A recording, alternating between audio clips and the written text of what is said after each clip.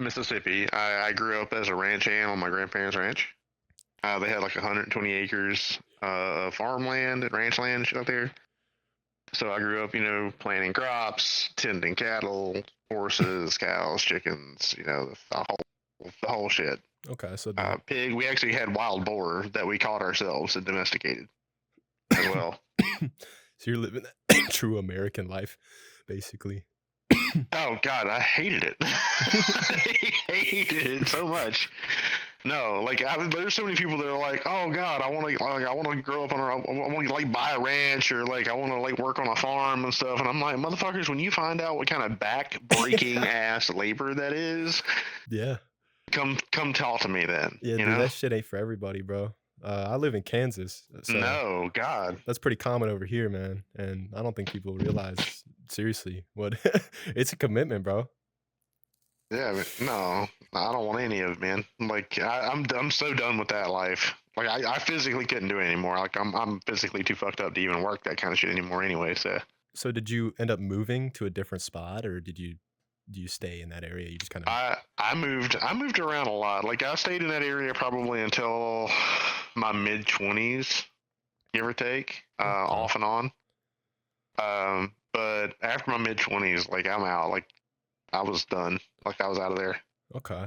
So what'd So you do in that young adult lifetime of yours? Was it like just kind of skating by, trying to figure out life, or uh well, up to a point, like, and until I hit like my mid-20s, like I said, roughly, and I'd say probably about 26 is when I started to kind of get a little bit more serious. Um, I did work 4 years as a deputy sheriff, uh, and I got out of it. Like you hear all about that corruption in the police force, and I'm here to tell you, like, it's real. yeah. Matter of fact, I worked for the Rankin County Sheriff's Department, and if you Google Brett McAlpin Goon Squad, you will see part of the corruption that I'm talking about. And I knew that motherfucker, and I'm so glad that he got fucking jailed, and I'm so glad that he's serving fucking justice for what him and his fucking cronies did. And that was the kind of shit was the reason I got out of the police force. Okay. That's insane. Or out of the sheriff's department. Yeah, no, it's crazy. So like, yeah, I'm serious. You can Google it. Like it's absolutely batshit the things that these guys did. so like in your time in like law enforcement, then like if there was okay, so how long did it take you to pick up on that, like that corruption shit going on?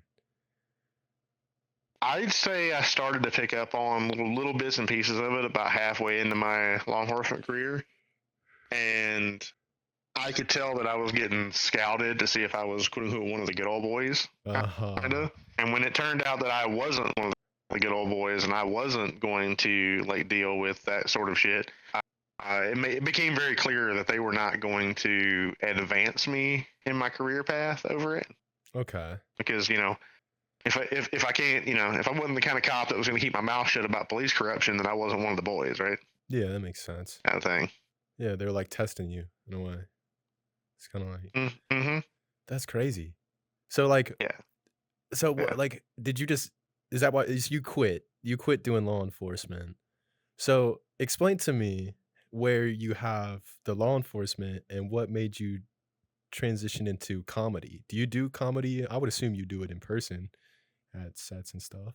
Oh, I did it in person, but I actually it wasn't until later in life that I got my start in the comedy circuit. I was actually in my 30s when I started comedy. Okay. I would say I was probably 30, 36 or so, Okay. give or take. Yeah, that's a little bit older than 20, 25. Yeah, yeah, yeah. I'm 42 now. Like I just recently turned 42, so I'm like one of the older people you'll find in VR chat as well. Well, that's interesting. As far as that goes, I'm not gonna lie, I yeah, wouldn't have yeah. assumed that based off like your voice and the way you carry yourself. That's No, most interesting. people won't. Most people say I actually carry myself with a certain youthfulness. So, Yeah, but I don't hide my age if people ask, or and I'll happily offer it out. okay. So, Huh. Okay, D silly, you have unlocked a whole door for me. I'm more interested on like Sure. yeah, I'm more interested on Yeah. some of the life stuff there. So like when you when Go for it, you man. when you got out of the police force, did you leave that area as Hmm. well, or did you stay there? Like, Yes. okay, so you move in Yeah. kind of I shelter did. and I did. So when I actually ended up the catalyst for me to leave actually was me keeping my word to a friend of mine, my best friend now of 25 years. So he had over the last few years he had joined the Marine Corps and he had gotten married. And I mean, well, I hated his wife. He hates his ex-wife now too. So like, trust me, he, he figured out that whenever I told him, please don't marry this bitch, like I was right, and yeah. then he knows that now. But um, we talk about that shit all the time. But anyway, he married this girl and moved off. They ended up getting a divorce, and this is kind of like when he left. I told him, I was like, look, you have my word. If you ever need me, not could use my help, want my help, whatever. If you ever need my help, and there's not another alternative, then I will be there to help you. So lo and behold, 5 years later, after he leaves, this happens to be my fourth year, coming up on the fourth year in the sheriff's department. He calls me up. He says, "Hey, you remember that favor that if I ever need your help, Yeah. to call it in?" And I went, "Yeah, what's up?" So he's like, "So I'm about to get deployed. My wife is trying to divorce me while I'm getting deployed so that she can legally do it because after I get deployed, she can't. I can't Okay. appear at court because I'm going to be fucking deployed." Uh, he's like, "So I need somebody to come help, like basically house sit my shit for me while I am deployed for a year." And he's like, "That's all." He's like, "That's all you got to do. Is like just house sit the shit for me." Okay. I Easy. was like, "You know what? This sounds like a great reason to get out from under this fucking bullshit that's going on right here, and then just make a change." So I fucking moved all the way from fucking Jackson, Mississippi to Fallbrook, California. Jeez. So I gave my 2 weeks notice, and that was that. That's kind of wild. I am that kind of friend that, dude, I keep my word. If I make you a promise and I have the possibility of keeping it, then I'll do it. So I'm just gonna go a wild card. Are you still in California now? Is that like where you reside and chill? No, no, I'm actually in Washington State now, and weirdly enough, there was a big roundabout way of me getting here. I did not stay in Southern California. I hated Southern California, What was wrong with it? actually. What sucks? Like what? Oh Let's man, the hear it. culture, the culture, the people, man. It's very much a like, what can you do for me attitude. In Southern California was my experience, and basically, if you didn't have something that somebody could gain from you, Yeah. to be associated with you there, they just like move on. Like it's time for somebody else to fill the time that you could be, you know, Yeah. time where you could be, kind of thing. Completely like materialistic type exchanges, bro. Like Yeah, yeah, I don't like it. I don't like it at all. it is kind of trash, honestly. I wouldn't like it either. I'm not gonna lie. So okay, so now Yeah, you up in Washington now, right? What's better in yeah. Washington than in California? Because I've heard The weed. the weed. Okay, I was gonna say I've heard that it's like similar culture in Yeah. Washington as it is in California, but I don't know. Well, not really. Not at least that hasn't been my case. Now the thing they call, like, 'cause I'm near Seattle, and they have this thing called the Seattle Freeze, where like people just like don't want to talk to you like outside of business, Okay, yeah, as far that's as like unless, and here's the thing that they're better at, unless you get invited to like a social circle like kind of party thing, and then people are more like, hey, this is the time for us to be social, like let's get to know each other and stuff. And people do want to do that and do want to mingle. It's just that they don't want to necessarily do it all the time, anytime. okay. And but like in Southern California, the culture was, we don't want to do that ever unless we have something to gain out of it. Okay. Yeah, no. I see what you're saying. Okay. So Yeah. what made you jump into VR then? Because you seem like you had a pretty adventurous life. What Uh. would make you wanna Oh yeah. Well, so life started to calm down a little bit, as far as like I said, like I have certain like physical like disabilities. I can't get around as much as I used to, like mobility wise and things like that. But I was still always pretty busy in real life. I'm always doing something in real life. Like this is sort of like a fun free time activity, but like I don't try to like live my life in here kind of thing. Yeah, I know what you Um, mean. so what got me into it was actually some friends of mine. Like I used to also do some fun little Twitch streaming and stuff like that. And I met some friends through that, and they happened to be like real big into VR and things like that. And they were like, we would really love to like get to know you on a personal level, and like this would be a great tool to do that, and it's free. And you already had at the time I had a Quest 2 headset. And they were like, you've already got a Quest 2 headset, like you could literally get on here for free, Right. and we could like kind of hang out in a sense face to face. Um, and I was like, you know what, that might be cool to try. And so I tried it, and I like it. And I was like, okay. And then I started like discovering that you could go world hopping, like you could get these better, better looking avatars and stuff like that to hang out, with. It doesn't always just have to be like something crazy cartoony like you would find at Prismix or something like that. Yeah. And I started discovering like all the different kinds of like I said, worlds that you could go to, and just how much fun you could have with friends in here. And I was like, man, okay, I'm gonna like put this on the table as something I want to fuck around with, kind of thing. And when I say that, I mean within the first 2 weeks, I had actually already fired up Unity and built my first world. It was very basic and pretty shit, but I did build it. Respect. I feel that. Yeah, no. Hell yeah. If you guys want to see more content like this, then go ahead and hit that subscribe button down below. If you liked it, leave a like, leave a comment or something if you want to see somebody that I haven't talked to yet. On top of all this, right now we're only releasing clips. So once we reach about 200 subscribers, that's kind of the goal, we'll start releasing full episodes. We appreciate everybody that's been here for right now. And don't worry, we'll get there eventually. I love each and every one of you guys. I hope you guys have a great fucking day. Peace. These comedians that have earned their right to just come up on stage at any show. And I've got 3 what I refer to as like a resident comedian, which means that these guys, I will give them a little bit more stage time. They can kind of pick like where they want to put their set at during the show. If it's possible for me to do that, then I'll do that for them. And those are guys that have been there a long time. A lot of them have been there from almost the beginning of when I opened my doors. So there's a little seniority there, but it's also just the fact that they came out week after week after week after week to keep doing shows, and specifically supporting After Hours a lot while they were doing other things too. So I appreciate them for that. Actually, I try to always show my appreciation or a certain amount of reverence. Now, I'll say this, like me and Alaskan, like the guy who owns Punchline, we don't really hang out, which is fine. Like I think we just have 2 different personality types, and that just is what it is. But we don't like dislike each other or anything like that.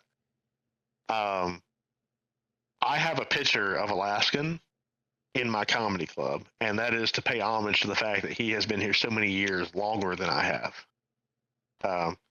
Just a show of respect. And the other one I have is a picture of the first 2 comedians that ever went up on my mic at my show.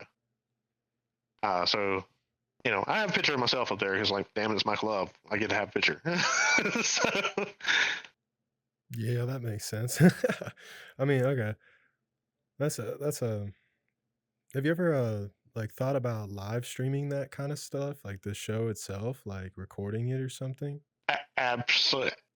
Okay, so yes, and I have started a TikTok for After Hours where I've started occasionally posting like a piece of a set, like from to showcase a comedian and things like that. But as far as live streaming, maybe on Kick. Maybe on I Kick. could do that. What about YouTube? I mean, you can. There's no way I could get away with some of the stuff that gets said on this stage on YouTube or Twitch. They would shut down that channel so fast. I mean, Kill Tony does it. They get away with it. There's a chance. Kill Tony doesn't have to depend on like somebody else's TOS so much. But I guarantee, like the first time a racial slur hits YouTube or Twitch, they would, it's time to go. And here's the thing: like I said, in the context in which it's meant to be delivered, a joke, I don't feel like that should be such a big deal.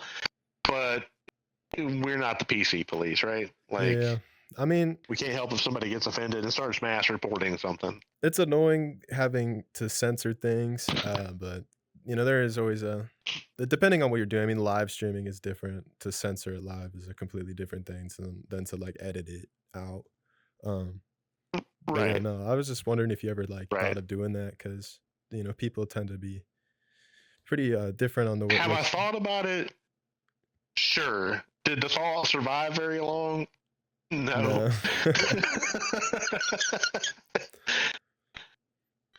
But yeah, I mean, like I could probably, like I said, I could probably get away with it on Twitch because Twitch is still like the Wild West a little bit. So I might consider that. But yeah, there's a TikTok out there that we started put some stuff out on. Oh yeah. I actually have somebody who's begging me to let them edit some of the videos, and I might take them up on it. So are you using your TikTok to kind of try to grow the group, or just really bring attention to comedians?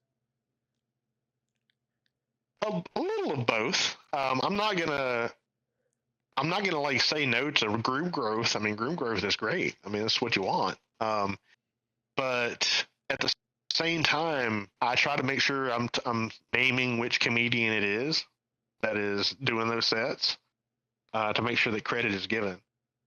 Because I do want those guys to grow. I would actually like to see a future where VR comedy is just as well known and maybe even well paid as real life comedy. That'd be great. I don't know if I'll ever live to see that day. Yeah, it would be. I mean, people have done some wild shit in this game, man. You got people who make movies in this game. You got people who run stupid podcasts like this in this game. You got like so much other shit. You know what I mean? Like, it really is kind of the frontier of some of that stuff. You know what I'm saying? Like, to be honest. Yeah, no, I've even heard of like girls running like VR based OnlyFans like pages and stuff, and I was just like, damn, they slinging that e-pussy even shit. I wonder how many guys did that. I wonder how many of those accounts. You're gonna have to bleep me out. You're gonna have to bleep that. I'm genuinely wondering how many guys there are behind them accounts, bro. You know that there's just like some. Bro, there's some dudes playing the system out there somewhere. They just like, you mean I can fucking make an e-girl account and just take money from other dudes because they're dumb? Yeah. Cool. Welcome to the internet, bro. 2025, bro. It's crazy. Look, man, the year 2025, you know what? At that point, I can't even be mad. Look, you can be whatever you want to be on the weekends, I guess. Yeah, that's fair. Yeah. You pick your gender for the weekend. It's 2025. We're good. Let's go. Pick your gender for the weekend. That is insane. It's like a bingo card. No. Look, don't cancel me. It's a joke. Hell yeah, man. Let's see. Okay. All right. I'm just checking the runtime. We are 40 minutes right now, right? So far. Yeah. Yeah, dude. Like I said, I got time tonight, so this is a great time for me to answer as many questions as you want. Absolutely.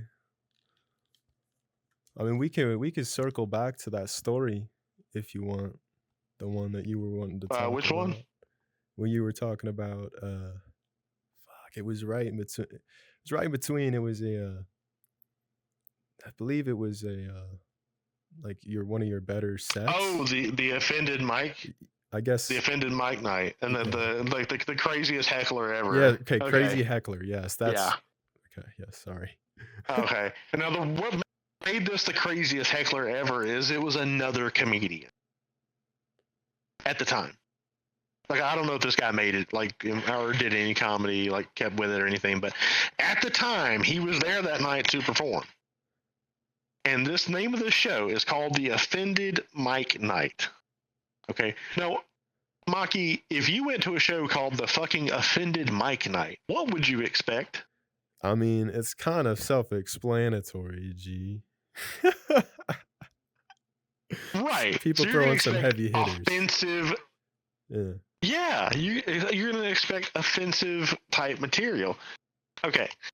So I can even tell the joke that I told if you want, because it's an older joke at this point. So it's probably not one of my better materials, but it's still not bad. But I told a joke about my next door neighbor, and I was like, my next door neighbor he was a very intelligent man. He was a Navy cryptologist. He used to decode fucking enemy secrets as a goddamn job, right? This dude's girlfriend at the time wanted, and I know this is a random shit, but his girlfriend at the time wanted to get a cat. He didn't want a cat, and so they compromised and got a cat. And so what happened there is he thought the cat had the same lifespan as like a gerbil. What? He thought in a year or two, yeah, no, fucking brilliant dude, this dumb. No, so after a couple years of buying this cat, he's come to his girlfriend. He's like, all right, he's like, I hate to be the guy to ask this question because he hates the cat. He's like, how long is it gonna live? Bro. And she's like, it's like 18, 20-year cat. And he's like, no fucking way. And I was like, dude, as he's telling me the story, I'm like, dude, you didn't know that? And he's like, no, I didn't fucking know that. I was like, okay. I was like, so you're kind of one of those guys that fall for the try it, you might like it kind of bullshit. Like, you let people talk you into shit. Yeah. Like, look, just for one thing, when people have told us, said, try it, I don't like it, or try it, you might like it. I'm like, I grew up in the fucking 90s when we had Johnny Knoxville and Jackass. Yeah. Nah, bro, I can tell you from watching Johnny Knoxville get rocket punched in his fucking taint that I don't like that, and I don't ever need to try it to find out. So, I'm good. I was like, but you know, also, if you fucking fall into the try it, you might like it bullshit, that's how you wind up with stuff like dick in the ass. Yeah. Some shit like that. And if you don't believe that, just ask my ex. And boy, when I hit with that punchline, did he come unglued. He literally stands up out of his seat, yells at me, you can't make that joke. Wow. And I was like, you didn't like that joke? He's like, no, I didn't fucking like that joke. And I was like, dude, it's a sex joke. You didn't get it? And he's like, oh, I fucking got it. You shouldn't be telling that kind of joke. I was like, man, out of all the people in this entire fucking building, I don't think that you should be offended by a sex joke, being as you look like a dildo with ears. And he got so angry that he walked up and left the entire show. Yo. I roasted another comedian so bad at the Offended Mike Night that they left. That was one of the wildest hecklers ever, mostly because this guy was another comic and couldn't handle getting roasted. Which I don't know how the fuck you're gonna like end up being a comedian, because if you can't handle being roasted as a comedian, good fucking luck. So how often are there hecklers from the crowd just yapping? Like, how often is that really happen? Every week. Every week. There's always one. But, you know, but now I'll be honest, probably the worst roast I ever gave somebody was a dude came in like super fucking drunk one night and just wouldn't quit talking through a few sets. And finally I got up on stage like the host, and you know, I was like, dude, will you please just like shut the fuck up? And he's like, yeah, my bad. He's like, you know, my grandma's like got cancer and shit. And I was like, no, your grandma doesn't have cancer. She's just telling you that so she can fake her death so she can get another son that doesn't act like this in public. I mean, yeah. Boy, I look, we will roast you. I tell people we will have no mercy on you if you come out and heckle during the sets. And this is what I mean. we will make you feel bad. Okay, we will.